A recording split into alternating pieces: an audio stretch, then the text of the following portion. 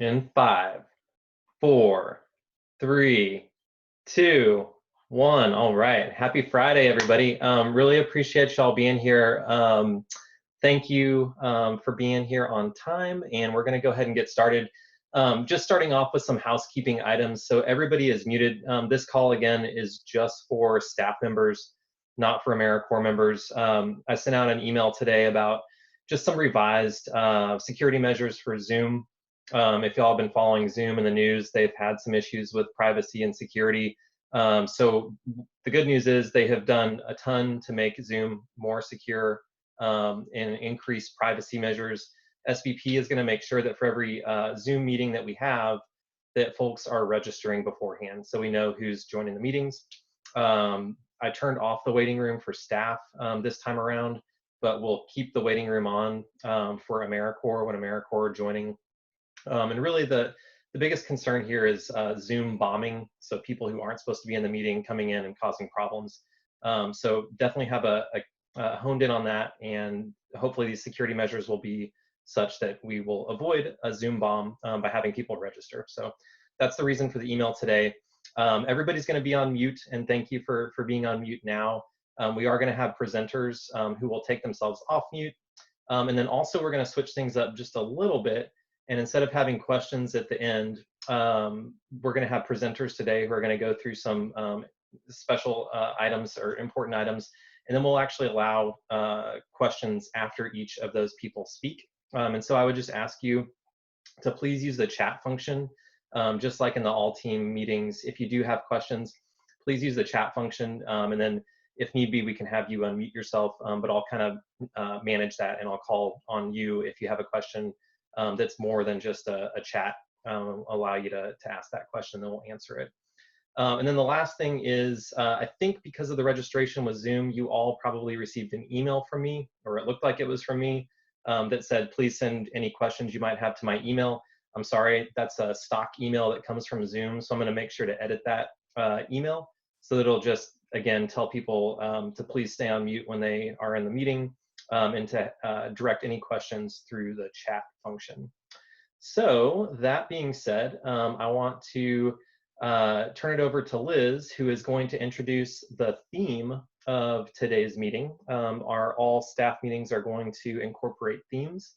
The theme today, I will let Liz tell y'all what that theme is. But without further ado, I'm going to hand it over to Liz.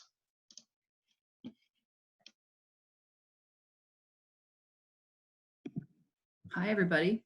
So good to see you all. Thank you so much for being on the call, and also thank you for choosing the Zoom function where we can see each other. And I think this is a much smaller group than our typical calls, and so what I'm hoping today is that we feel a little bit more connected. Two is that we're talking about issues that are really relevant just to the staff. I think sometimes our all team meetings can be pretty AmeriCorps heavy. And so today I want to make sure that we're spending as much time giving information that's directly applicable to you, and also giving you an opportunity to hear about some of the really incredible work that your colleagues are doing across the country. And so today I want to talk a little bit about the mom role. We're all very familiar with the mom role. It's one of SVP's core values. And sorry, one other thing. I'm sorry, I'm batting out of order here. Zach's going to join us in a couple minutes. He's actually on a call with a bunch of folks from AmeriCorps getting some updates. So he's not here, but he will be soon. So anyway, pivoting back to the mom role. I think it's really important during this call to frame up what we're talking about and why we're talking about these issues. And the value that you're going to hear either directly or indirectly through a lot of comments that your colleagues are going to make and share today is a lot of it is really rooted in the mom role. And the mom role, as we all know, is we want to treat our clients and our community the way we'd want someone to treat our own loved ones. And this value complements our mission of shrinking the time between disaster and recovery.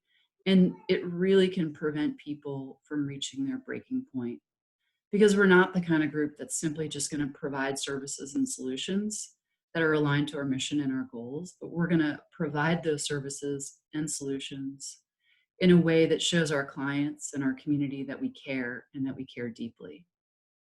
And so when I think about this current disaster, the coronavirus, it presents some unique challenges. And some of those challenges are familiar to us, people who operate in the disaster space. And some of the challenges are new and different and hard. I think we talk a lot about creating predictability, but in this current disaster, that can be challenging. And we talk a lot about helping people find the best, smartest path in a typical disaster, but in this disaster, that can be really challenging.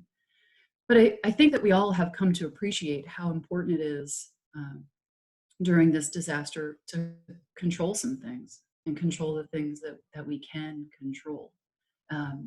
And this is one of the ways that we can really both shrink this disaster and prevent us from reaching our breaking point. And we know this from personal experience because we're living through this every day, and our families and our loved ones are living through it. And we have to help them both navigate. We have to navigate our own situation and solutions, and we have to help them identify and find solutions to the challenges that they face every day.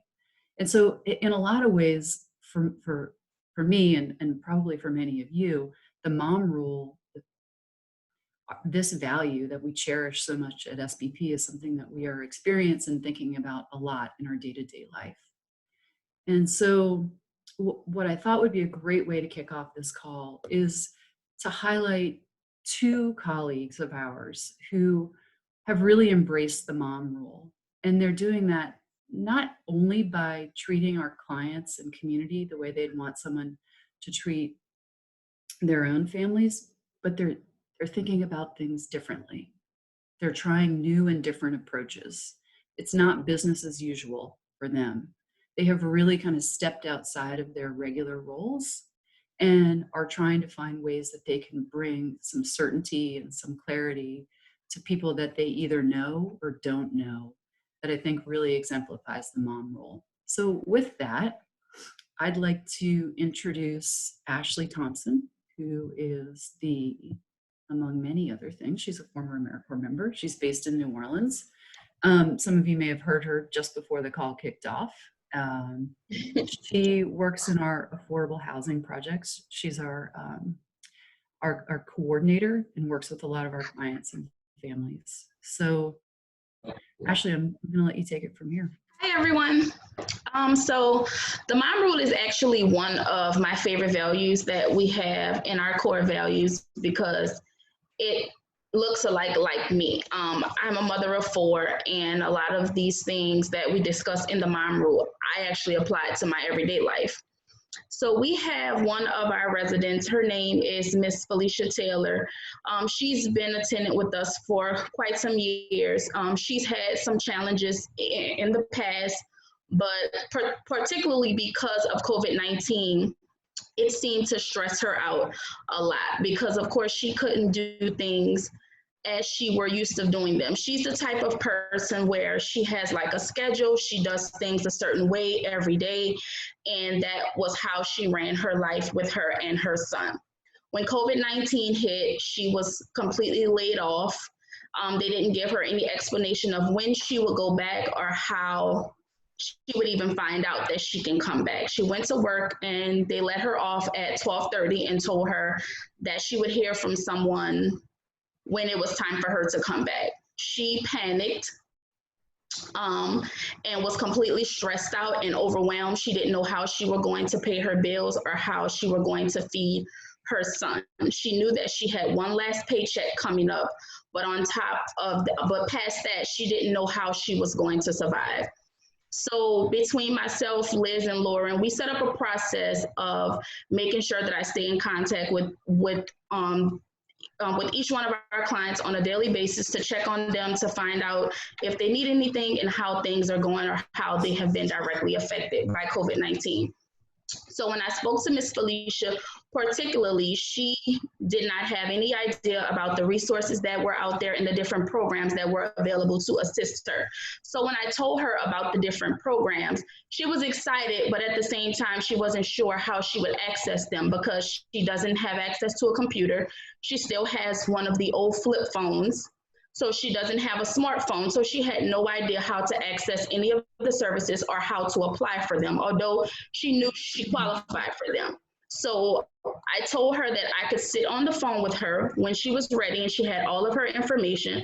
I pulled up the different resources that she qualified for based off of the information she gave me, and I applied for them for her, one application at a time, to help ease her mind in this time. So we applied for the $1,000 Gail Benson grant. We applied for unemployment for her, and we also applied for a rental assistance program through the TCA. I call her at least 2 or 3 times a week to follow up to find out what's the status of those applications. And sometimes she'll text me with random questions if she gets a call back from someone asking her questions about the application. She have not heard back from anyone as of now, but I spoke to her this morning. I gave her the information to do her unemployment, where of course we know you have to call the number every week or you have to do it online. Of course she don't have the access to do it online. So she told me she's been keeping up doing the phone calls every week, and she's just waiting to get back a response. But this goes back to what Liz was saying. Had we not introduced the mom rule to her, she would have missed out on all of these resources and all of these opportunities because she knew she qualified for them, but she didn't have access to them at all because she doesn't have access to a computer or a smartphone. And I believe we may have a lot of people out there that were directly affected by COVID-19 who may be in a similar situation as her, but they don't have the support that they need to access those services. So a lot of times they just sit at home and they miss out on those services. So I'm glad that I was able to help her and keep in touch with her every week to support her in any other struggles she may be having while she's waiting to receive those services.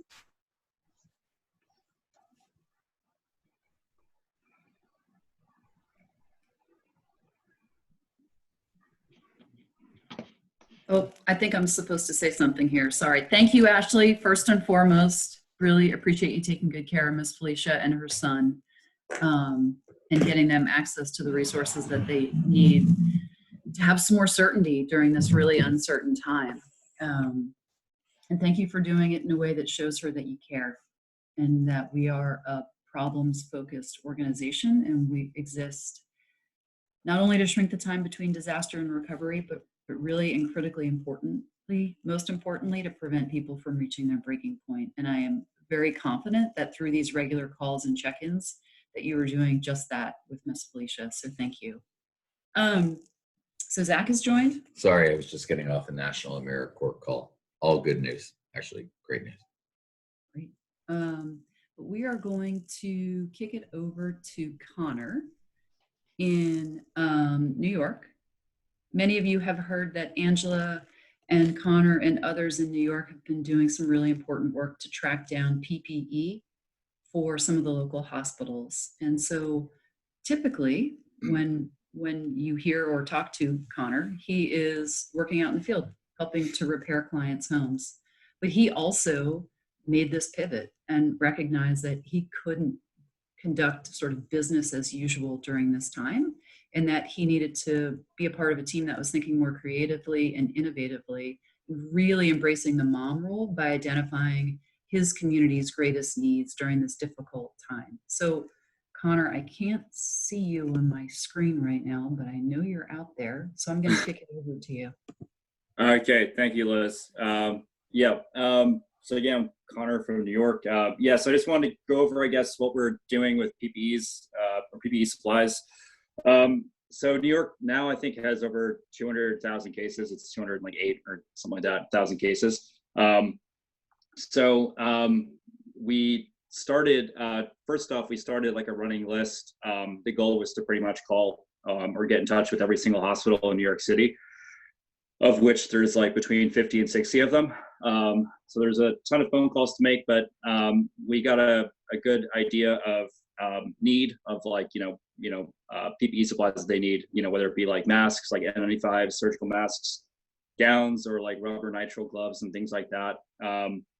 So we just kind of had like a spreadsheet keeping track of all that kind of like data of what they need, and any kind of delivery info. If they want to send us to the warehouse or just drop it off to the hospital and things like that.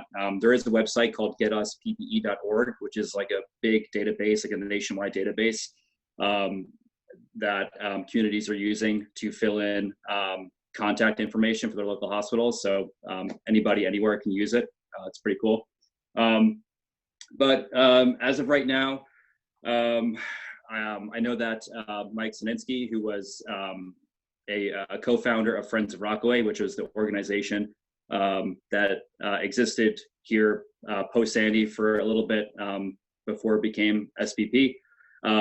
He has started a GoFundMe to raise $100,000 from his network to buy PPE supplies and ship them to our office here in New York so that we can deliver them out to the different hospital sites. So as of right now, our first shipment is in northern Queens. It should be to our site tomorrow or Monday or something like that. I don't know. It's within the next couple of days. So starting next week, hopefully we can start dropping out to these places and dropping off these PPE supplies. They need a huge number, so we're kind of like putting a small dent in what they need, but it is something. So we are doing something and just making ourselves useful. But yeah, that's pretty much what we're doing. Fantastic. Thank you, Connor. Does anyone have any questions for Connor? And if you do, please feel free to use the chat function.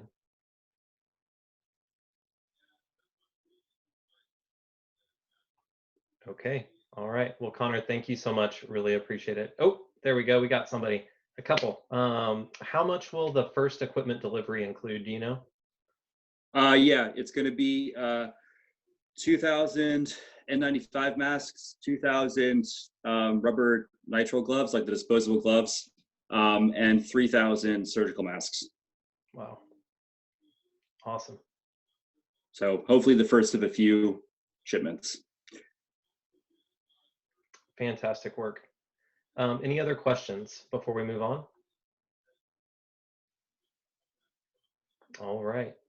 Thank you so much, Connor. Really appreciate it. Yes. I'll turn it back over to Liz, who is going to talk about the overview for our national priority projects.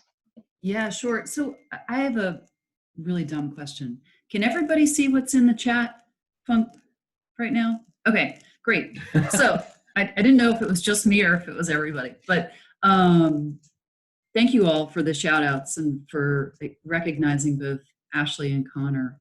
One thing I do want to highlight, and this is feedback that we got from some of you, that we want to, moving forward, make these meetings and calls as interactive as possible. And the only way we can do that is if everyone chooses to actively participate. And so whether that means you want to give a shout out on the chat function, or you want to nominate yourself or somebody that you know who is doing really good work that's aligned with that week's agenda, or you might even reach out and say, hey, this is what I think is really important for us to be talking about, whether it's a success or a challenge or something that's candidly really frustrating for you and your team. We want to make this as relevant for you all as possible, and we want to make it as interactive as possible. So I know it's weird to say that, and everybody else is muted except me right now, but we do have some high-tech tools here that we can use to make this a little bit more interactive. So again, thanks to everybody who is helping to facilitate, making this feel less like some talking heads and more like the team kind of working through some big wins and some challenges that we're focused on. So with that, I just want to pivot here a little bit.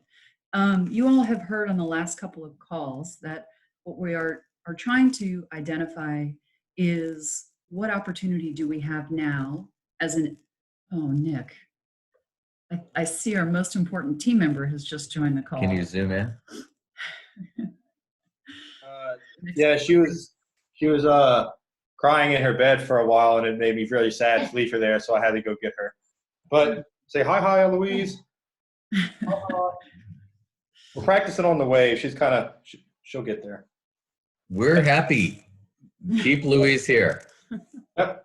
Well, okay, good. Yeah, she'll be here the rest of the call. So, sorry, continue. Nope. Highlight of the day, Nick. Good man. Thanks, Nick. So as you guys have heard, we're trying to do like a really interesting organizational assessment. Some of you, your workflow has been impacted by coronavirus and your work has changed really significantly.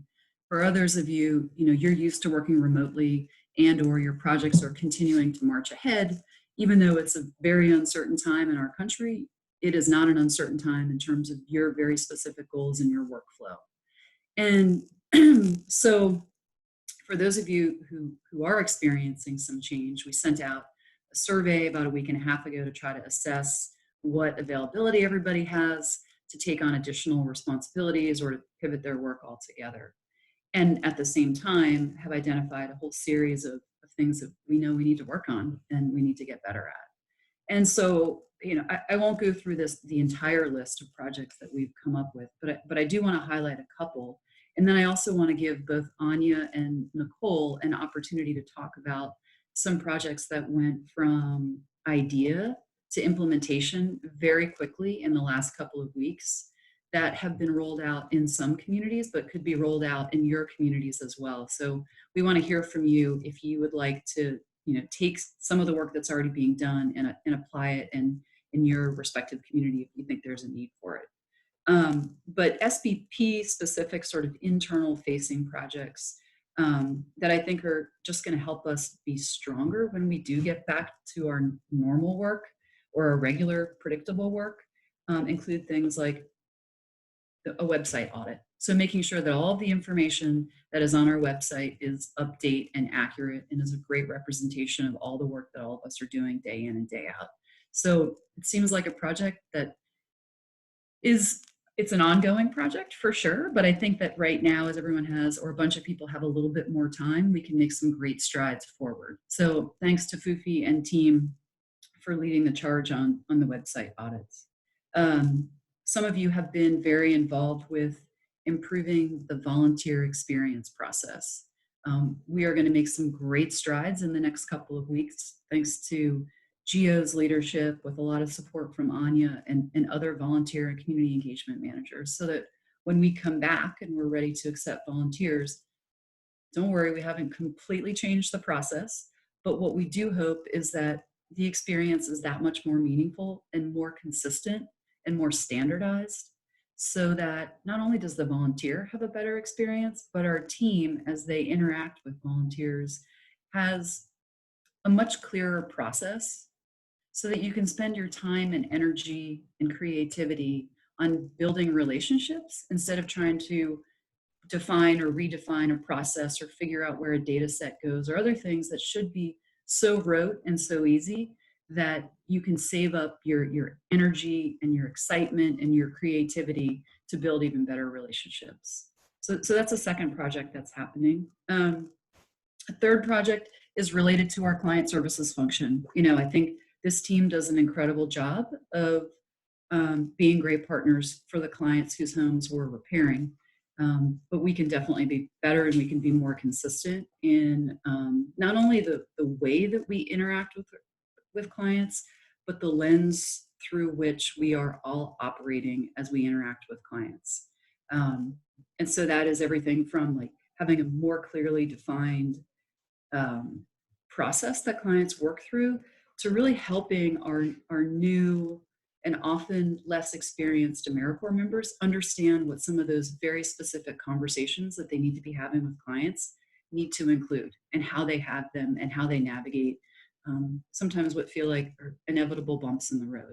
So everybody's better positioned, that the client has a better experience, our team has a better experience working with the client, and we can really hone in on the mom role and treat our clients the way that we want someone to treat our own loved ones, because everybody's operating with the same protocol and the same lens as we work with clients. And then a fourth one that I want to highlight is that Mike and Megan, with lots of great input from Sarah and Kyle and others on this call, are working to improve our AmeriCorps program. So everything from how we onboard and orient our new colleagues to goal setting and making sure they all are crystal clear about what success looks like. And so for those of you who supervise members or have members working at your operating sites, again, these aren't radical changes, but hopefully a lot more clarity. So lots of tweaks that will result in more clarity and make your work and workflows easier when we get back to normal operations. So let me pause there and see if Zach, do you want to add anything? Okay, those were just a few. There's lots of others that we're working on. We would love to hear from you. You're going to hear more about them in the water cooler that FUFI's sending out early next week. If there's anything that really grabs your attention or that you want to get involved in and you feel like you have capacity to do that, please reach out to your direct supervisor or feel free to shoot me an email. So with that, we are going to pivot here and hear directly from Nick, were you sending up a message? No, Eloise was sending up a message. I don't know what she was exactly trying to say, but that was her. She has now interrupted my meeting. I'm sorry. This is not a hostage situation, is it? And she's saying, I don't know. Does she looks happy. Eloise, say hi. Hi. Well, you know, she's okay. I'm sorry. Yep. You're doing great. It's all This is a good. highlight It's for all all of good. our day, Nick. Sorry. That's good. So I'm going to have Anya start and talk a little bit about this really interesting program that she is now managing. And I just want to give Zach a big shout out for his vision on this and connecting a lot of dots so that we can help to feed a lot more folks in New Orleans who are experiencing food insecurity and or have complete food insecurity because they've lost their job. So Anya, you are up. Thank you, Liz, and hey, everyone. I really am excited to share just a quick highlight of this project that we've launched this week that, to Liz's point, really does embody the mom role and certainly our Curious Connector value. So in New Orleans, we have, as of Wednesday, launched what we're calling the Double Entree Program. This is an initiative that is really born out of the critical need for jobs and to keep people employed during this time, as well as the widespread food insecurity people are experiencing during this crisis. And so what this project does, and really thanks to the support from one of our private funders, is to give restaurants work, enable chefs to cook hundreds of meals a day, and then give those meals to people in the community who are struggling to afford food or to have access to food. So we launched on Wednesday. As of today, we've distributed about 1,000 meals, 300 Wednesday, Thursday, and just a little over 300 this past morning. And we're doing so through a couple local vendors, so through the St. Roch Market and the Auction House Market, for those of y'all from New Orleans, and connecting those meals to folks in the community through community partners with Giving Hope and CrescentCity.com. Crescent City is a brand new organization that serves the LGBTQ community and service industry and gig economy workers who are now experiencing job loss and a really difficult time accessing food. And Giving Hope serves elderly populations and women in domestic violence communities. And so we're really excited to hear the feedback from the folks we're working with, the vendors and our community partners. And it's been a really big success this week. And we're excited to grow it moving into next week. So more meals on more days. And for myself and the team, we're just reconnecting. It's really exciting to see and testament to an idea that was generated really a matter of weeks ago become realized and have such direct human impact. It's a great example of our ability to be nimble in this space and during this time and address needs as they surface and create real impact. And certainly something that's going to be tremendously impactful for the New Orleans community, but interesting to explore for some of your communities as well.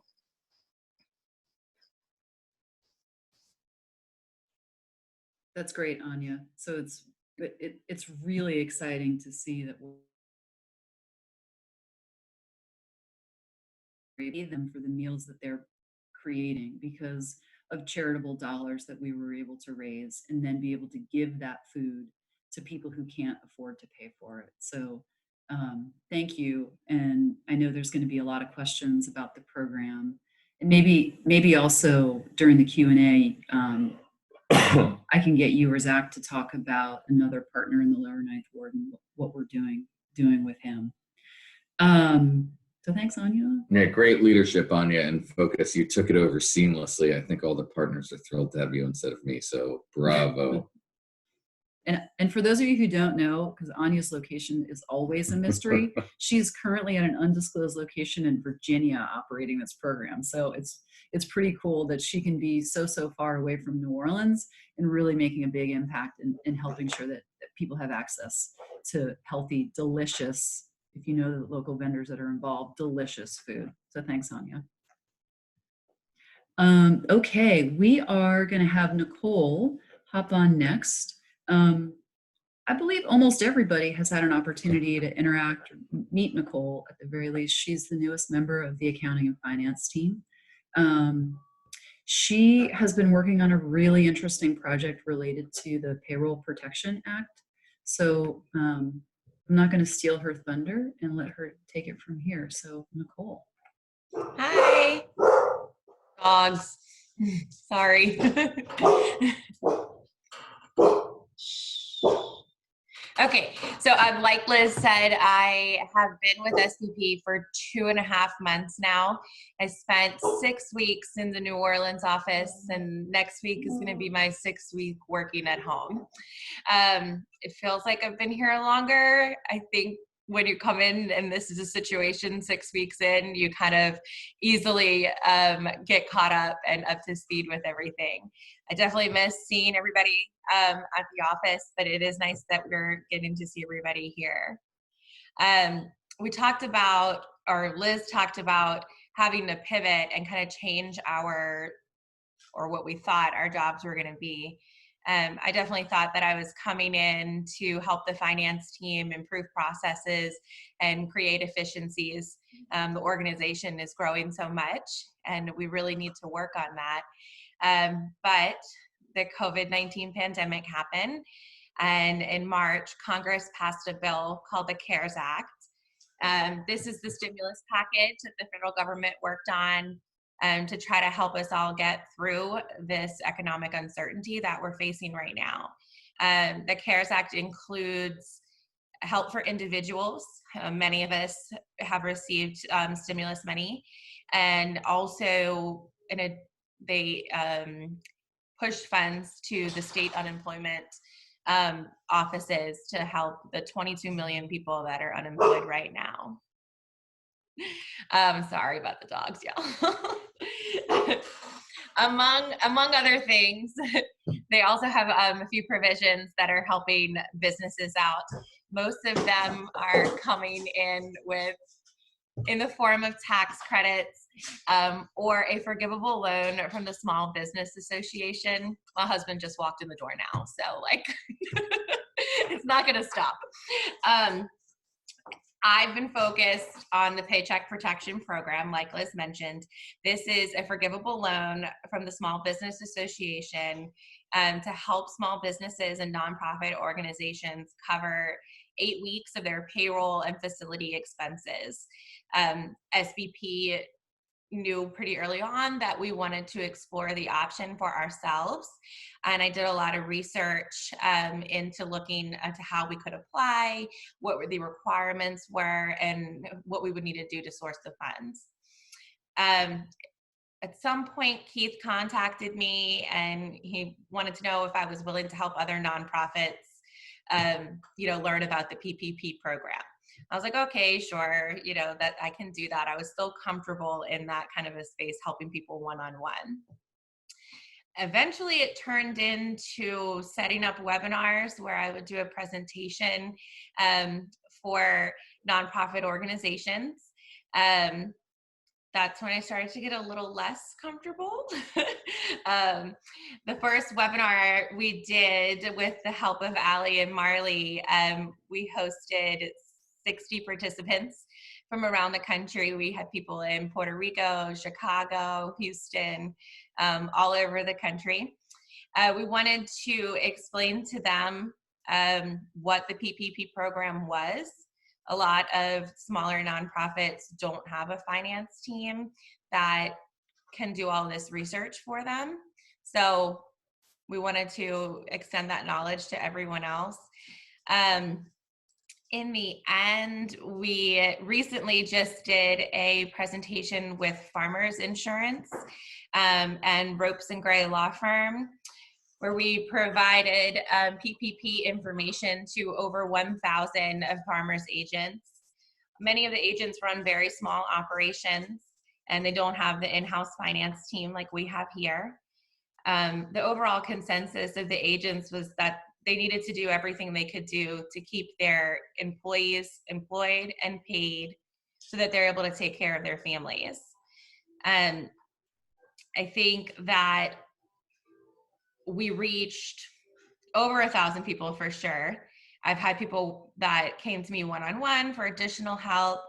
And I hope that we were able to embody the mom rule in this webinar by helping everybody else, get the knowledge they needed to apply for the PPP loan. So as uncomfortable as doing a presentation for 575 people at one time was for me, I know that it followed all of the SBP rules at this point. So I'm, happy we were able to do that. You're on mute, Zach. Bravo, Nicole. What a wonderful example of both the mom rule and steering through turbulence. To get to that higher level of velocity, you had to be uncomfortable and deal with some bumps along the way. So congratulations. I think the applause, I love this applause line on the right.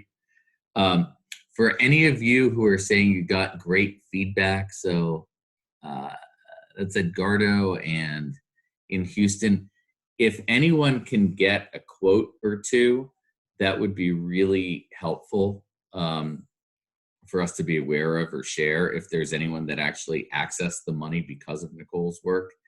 And you can share that, that would be great. Would love to show the impact of this work. So Edgardo and Mark and whoever else is hearing feedback, if you can just get a specific or two or connect them to Fufi to get that would be marvelous. So Nicole, awesome work.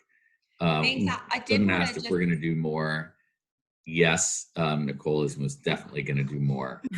And as I think other programs come out, I think we're learning that we have both dexterity and capacity here. I think a shout out also goes to Marley, who was pretty and she was in top right, but now she's gone.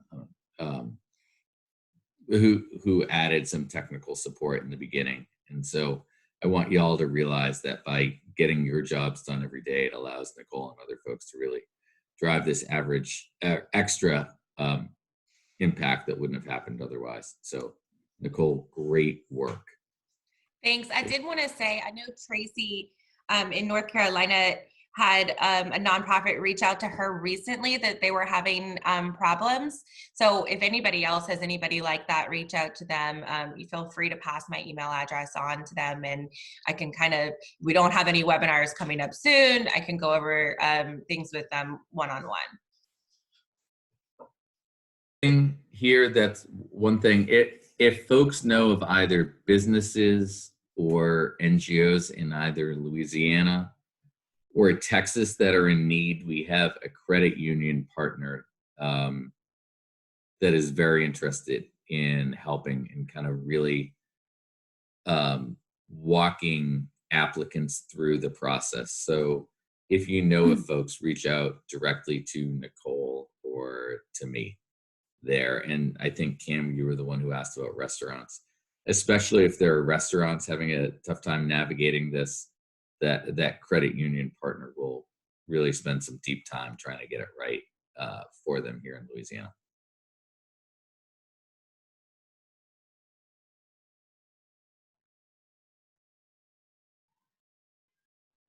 Does anyone have any questions for Anya or for Nicole?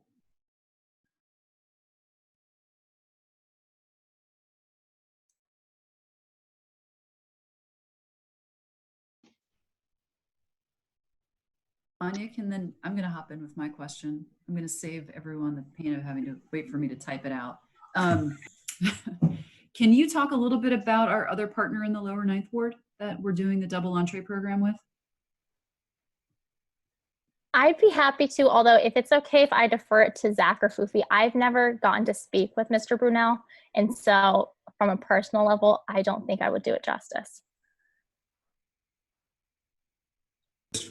I'll take this real quick. So there is a local grocer, a veteran who has the only fresh food grocery in all of the Lower Ninth Ward. There was an article about him in the Washington Post last week that some of you might have read. A friend of Elizabeth's sent me the article and said, "Are you thinking about this?" And I ended up calling the guy, and he, in his little grocery, he had extended thousands of dollars of credit just on a little yellow legal pad of paper to people who otherwise would have gone hungry. And the Post article talked about that. So Elizabeth's friend reached out to me. I've since had several calls with Fufi and Mr. Brunel, the gentleman, and his wife. And some good stuff is happening. First of all, other friends of Elizabeth's, donors, agreed to wipe out his tab. David Ducote, for those of you who know him, actually emailed me we were conversing at 3 o'clock in the morning about David wiping out the tab and all future tabs. And it seems we are starting next week, compensate Mr. Brunel to make meals for folks who can't afford. And this is Liz's idea for folks who can't afford food in a way that will cause employment for the veteran who came to Mr. Brunel saying, "I'll work for almost anything. I just got to feed my kids." So he's going to get hired. And so now we're thinking through what we can do to help this gentleman really just elevate his capacity. And so I have a call soon with the owner of Rouse's grocery store, and I think we're going to be able to do some radical stuff to help Mr. Brunel achieve his mission. So it just took one person telling her friends about what SBP does for them to see, hey, these guys, their folks solve problems.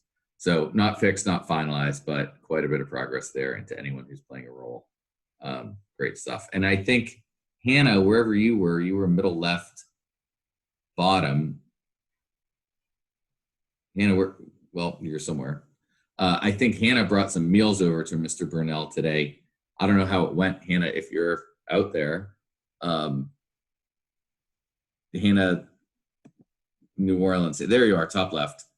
Hannah, how'd it go?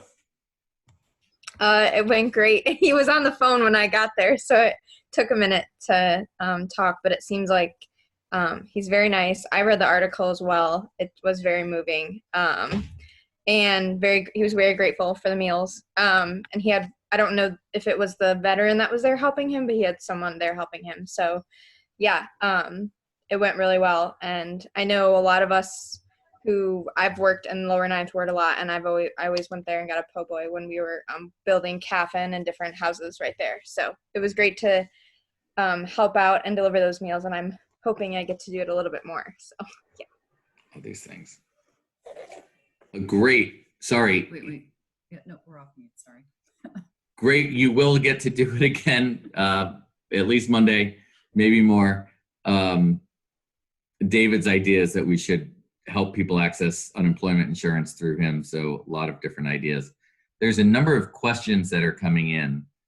Kyle, do you want me to answer some of these or no? Yeah, I think we have some time to do that. That'd be great. Do you want me to read them in a different voice and then answer them? Nope, I'll just read them. Anya, I may have missed it, but how are we distributing meals? You didn't miss it, didn't say it. well, we are distributing meals through 2 partners in a way that's minimizing exposure. Well, it's obviating exposure for any SPP people. These 2 other entities, one that serves senior homes and the other that serves really the most vulnerable, including just disconnected LGBTQ folks, are coming and getting them, and then they're distributing in their own community. It's working awfully well. How are the chefs working considering the lockdown? Lockdown is an ambiguous or multi-defined term. Viviana, here the lockdown allows for essential work to occur. The chefs are working in a big kitchen, in a big commercial kitchen with very few people.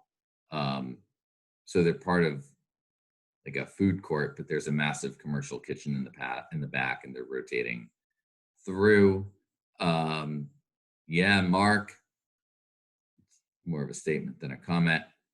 I can payroll. add to that. Yes. Yeah. So they did come out yesterday and said they weren't accepting any more applications. The way it worked in the beginning was lenders were earmarked a certain amount of funding. So not every individual lender has exhausted their funding. So you can still apply depending on the lender if they've exhausted their funds. And regardless, we do believe that there will be additional funds. People in Washington believe that. People from Ropes and Gray believe that. And you can get in line. They're doing like a queue line for who will get the next amount of funds. So it's not too late to apply if you know of anybody who's thinking about it. That's great. Thanks, Nicole. Appreciate you hopping in there. And Mark, thanks for the question. And this Zoom group chat is just blowing up. So thank you everybody who's actively participating in the meeting. And Anya, thanks for sharing the link to Brunel's story and the story of some residents in the lower Ninth Ward. Hope you all have a chance to read that. So we spent the last bit of this call talking about national priority projects. And again, big thanks to Anya and Nicole, both for their work and for presenting, although arguably Nicole is ready to present to 2,000 people. So this is an easy audience for her. I do want to pivot here and talk a little bit about how some of our operating sites have changed a little bit during this time of the COVID-19. And one site in particular is going to highlight some improvements that they're working on. So Edgardo and Alex, I'm going to let you guys talk a little bit about what you're doing in Puerto Rico within the construction department.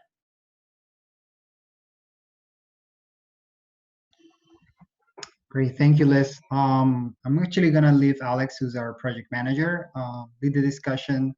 So Alex, why don't you explain what happened with the construction manual?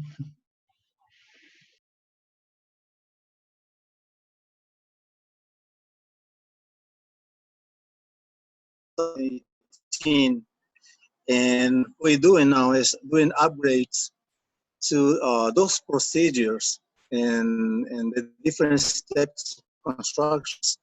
But besides that, we adding new stuff, new tasking over here in Puerto Rico, because the building construction over here in Puerto Rico is a little different from states in different ways. For example, in the manual, actually we added how to seal roofing, this concrete roof over here, how to do some cement plastering on the walls.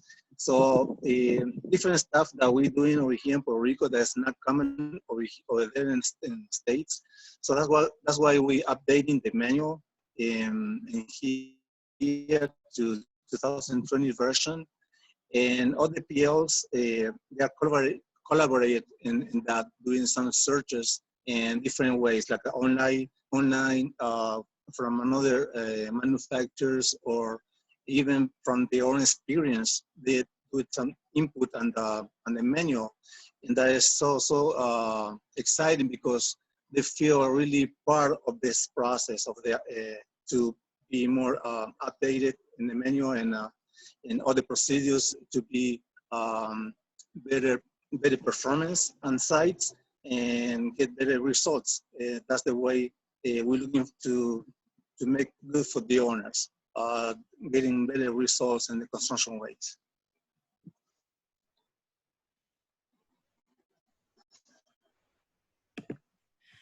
Hey, Alex, thank you. I really appreciate too that you and Edgardo and your construction colleagues aren't just taking this and doing it yourselves, but actively trying to engage AmeriCorps members in the process and really helping them feel ownership over it.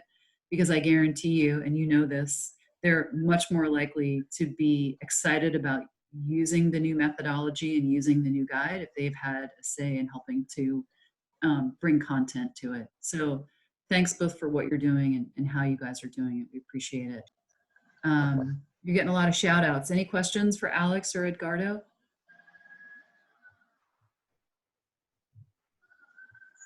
Okay, well, we appreciate it. And happy birthday, Edgardo. Hey. Yeah.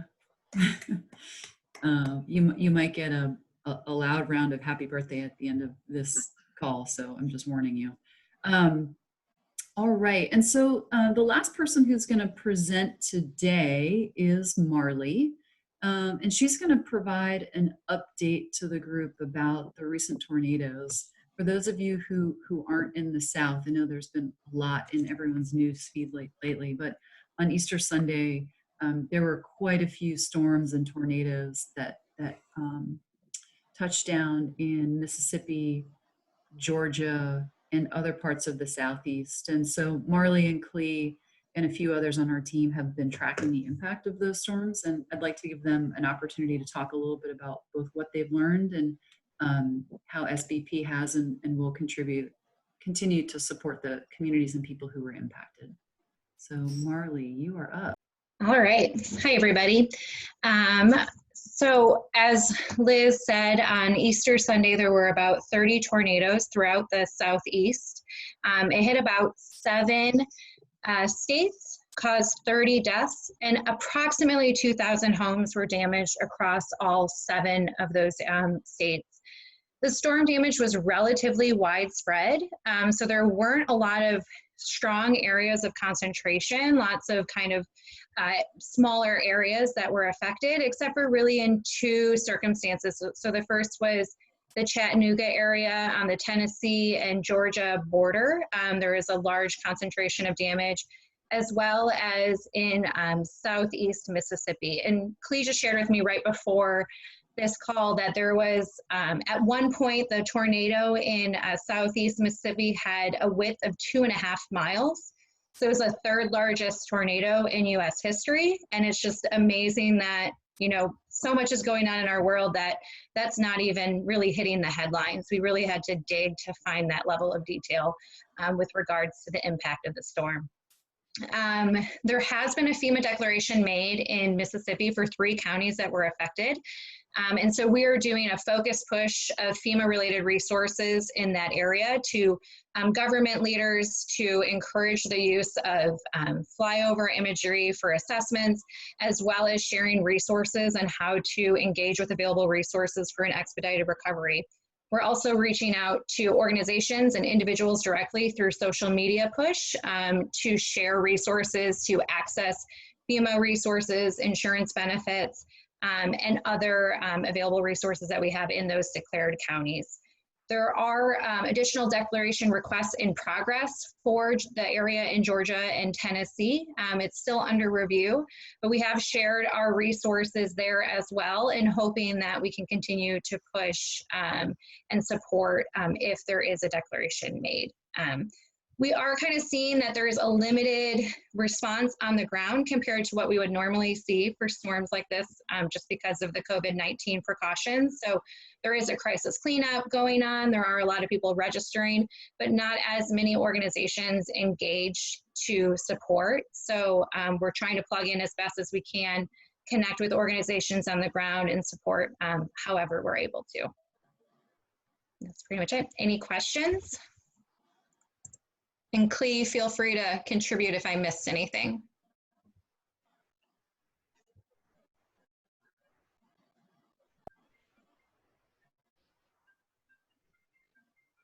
So Marley, you touched on one thing that I'm hoping either you or Clee or Reese will hop in and provide a little bit more color on, and that is that you're really trying to push FEMA to use aerial imagery or flyover data to do assessments for families that were impacted by these tornadoes. Can you, I know that many of us have heard at least a little bit about SBP's push to do that, but can you talk either a little bit more about why that's important or the methodology to go about doing that? Sure. So the typical response from FEMA if you apply for resources after a disaster is that they come to your home to do an in-person inspection. And when there's widespread and significant damage, that can take quite a long time and delay the individual from receiving the resources. We're seeing more and more insurance companies that use flyover imagery, and that information is available very quickly. So those decisions can be made really quickly to get the recovery resources into the hands of the survivors so they can jumpstart their recovery. Like more important now with COVID-19, what we're seeing in Nashville is that FEMA halted all in-person inspections. So something like over 5,000 people have applied for resources in Nashville, and only 500 to 600 have been approved so far because they haven't been doing in-person inspections. And so that kind of just shows that in the current state of how we're working and living, could be further delay without using other tactics to doing that in-person inspection. There was a temporary policy put in place from FEMA in response to COVID-19 where they're allowing for other tactics to be used, just like a phone interview or a drive-by inspection, but we haven't really been able to get exact confirmation from FEMA that that is being used yet. So that's a lot of the advocacy work that Reese and Clee are doing just to get confirmation on how those interim policies are being used, what tactics are being used, and how we can support. Did that answer the question? Yeah, that's great. Thank you so much. Thank you. And I'm sure you guys all saw this, but thank you, Elizabeth, for putting sbpprotects.org up on the Zoom chat.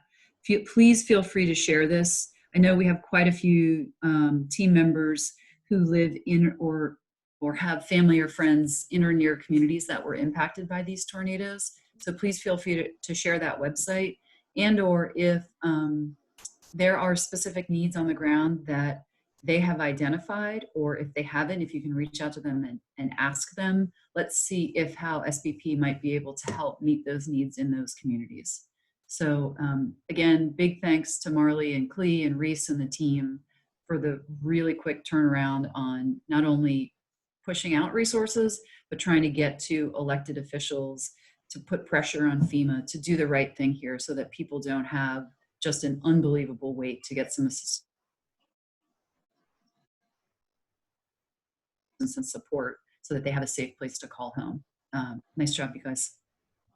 So we're actually at the end of our agenda. We're at also right at an hour. Thank you guys so much for participating. I really appreciate everyone who took some time to present today. Really thank you to everyone who's participated in this meeting via the Google chat. And again, our goal is to make these all staff calls and meetings as interactive as possible. So please, if there are things that you would like us to talk about, or if there are things that you think your colleagues are doing exceptionally well, feel free to nominate them and I will make them talk about them. But we want this to be a chance for everybody to share and learn from each other and not just have one or two people on the mic. So we really want to hear more from you. Again, Fufi's going to follow up early next week with a water cooler that'll highlight some of the things that you've heard during this call with some additional information, and then also tee us up for next week's call as well, where we'll have some really interesting stuff. We'll be talking a little bit about constructive discontent and some other things that are going to be going on across the organization. So again, thank you all for your time, for your participation, and we look forward to talking soon.